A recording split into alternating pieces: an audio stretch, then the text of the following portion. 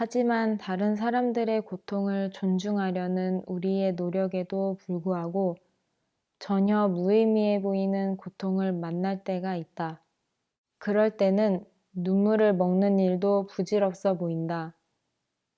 알츠하이머 병에 걸린 사람이 생각난다. 딸이 그의 수발을 들고 있지만 겉껍질만 남은 아버지의 서글픈 모습에 날마다 가슴이 무너진다. IQ가 30, 40밖에 안 되는 중증 장애아도 생각난다. 말도 못하고 알아듣지도 못하는 채 침대에 부동 자세로 누워있는 이 아이는 비싼 병원비만 축내며 오래오래 살지도 모른다.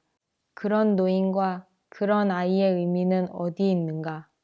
그들의 눈물을 나눈들 무슨 소용이 있는가?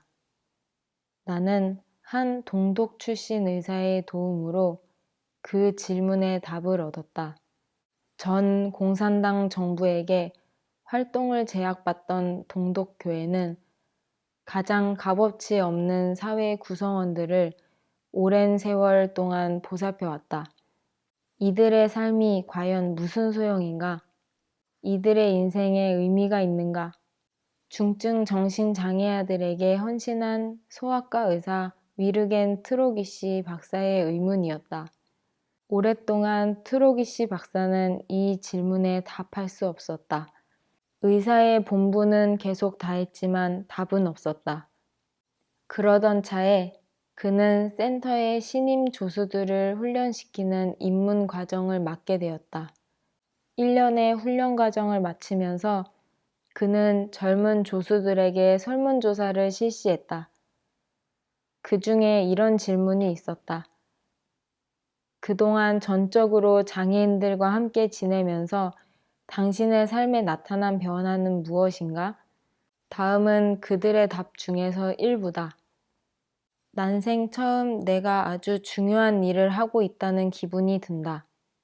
전에는 내가 이런 일을 할 수 있을 줄 몰랐는데 이제 할 수 있겠다는 생각이 든다. 여기 있는 동안 사비나의 애정을 얻었다.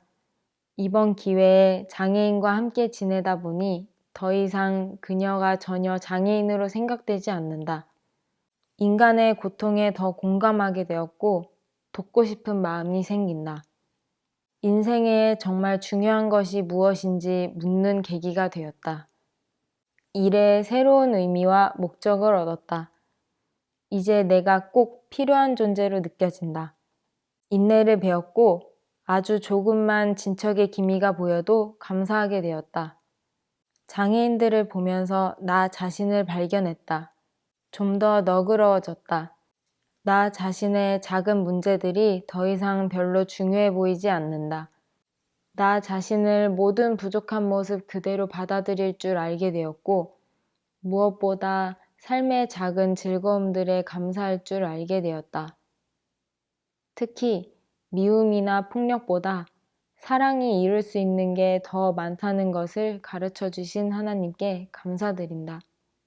그들의 글을 읽으면서 트로기시 박사는 자신의 의문에 답을 깨닫고 깜짝 놀랐다.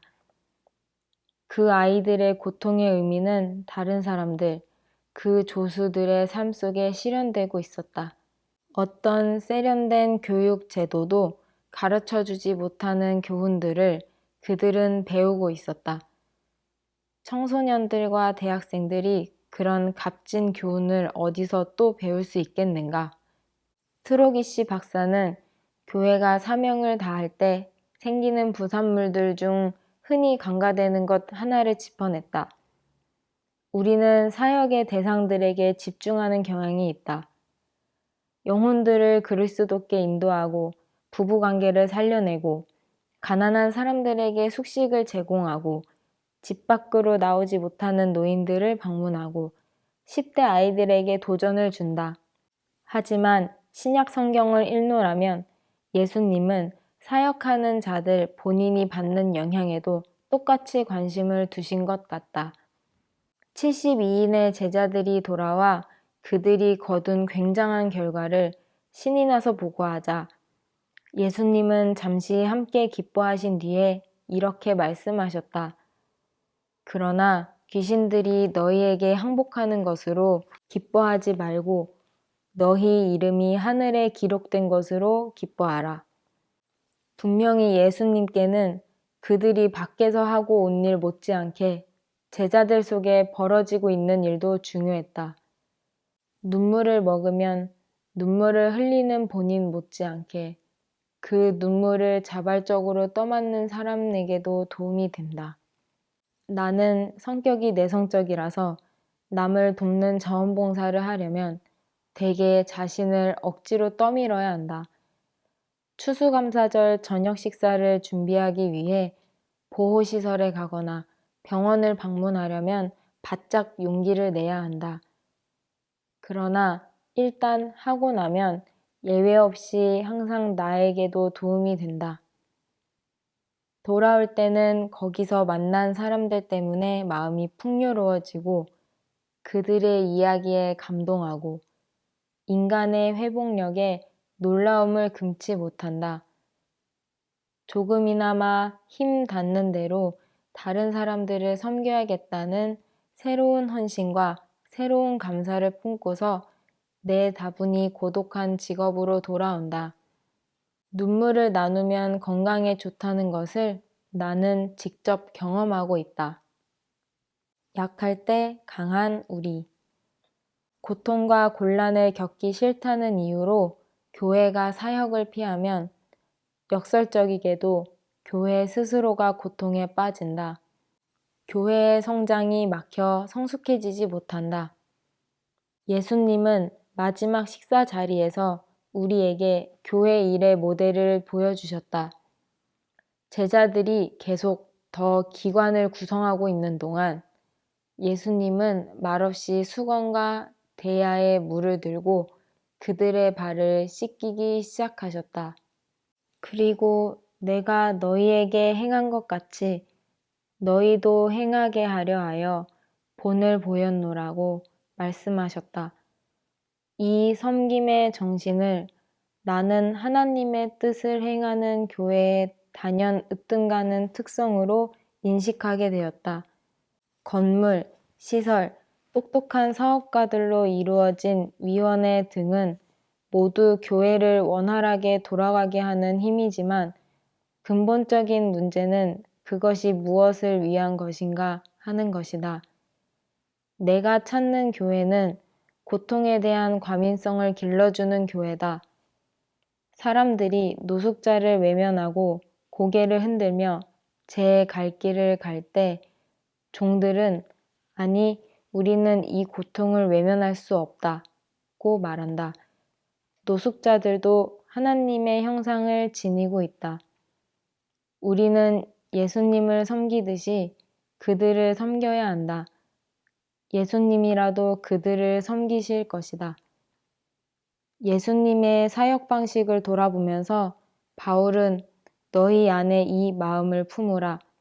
곧 그리스도 예수의 마음이니 그는 오히려 자기를 비워 종의 형체를 가지셨다고 말했다. 강해지는 길은 약함을 통해 나 있다. 그것이 성경에 나오는 사역의 모본이다. 바울도 자기 육체의 가시를 없애달라고 3번이나 간구했다. 기도 내용은 우리가 상상해보는 수밖에 없다. 주님, 이 가시만 없애주시면 얼마나 더 효과가 좋아질지 생각해 보십시오.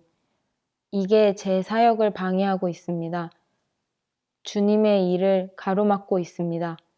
이 문제를 고쳐주시고 힘을 되찾게 해주시면 큰 일을 할 수 있습니다. 사도의 기도에 하나님은 단호히 아니라고 답하셨다. 하나님은 왜 바울의 고통을 계속 그냥 두셨을까?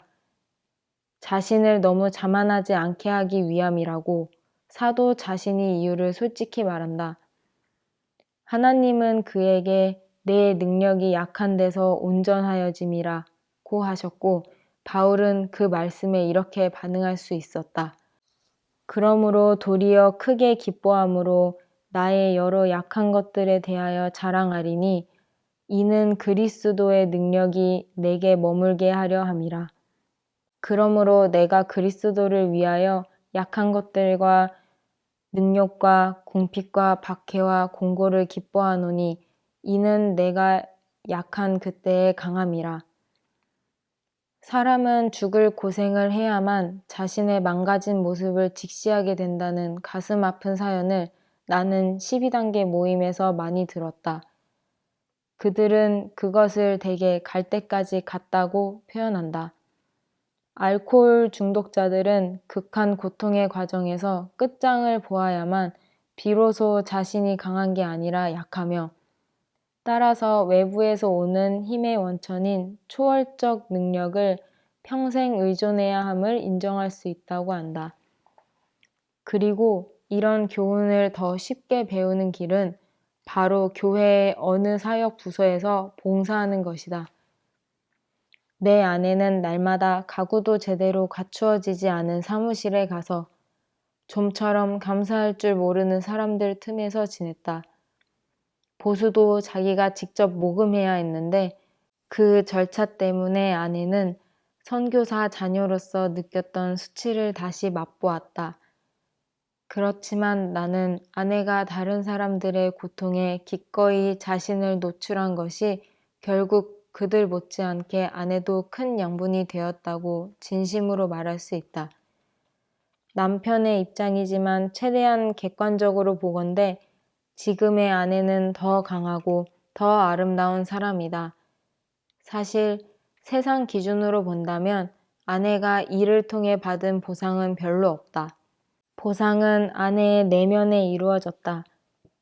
사역하는 사람들은 그 기회를 통해 긍휼과 겸손, 인내 같은 자질을 배울 수 있다.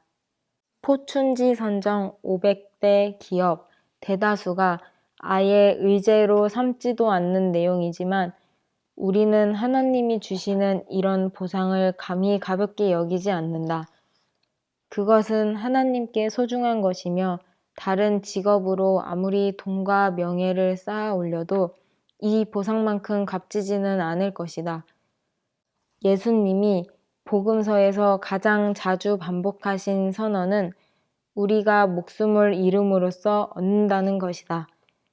목숨을 잃는 가장 좋은 방법은 다른 사람을 섬기는 것이다. 고통에 대한 과민성은 자원이자 뜻밖의 선물일 수 있다. 우리 가슴을 무너지게 하는 눈물이 또한 하나님께 가장 중요한 방식으로 우리에게 양분이 될 수 있다.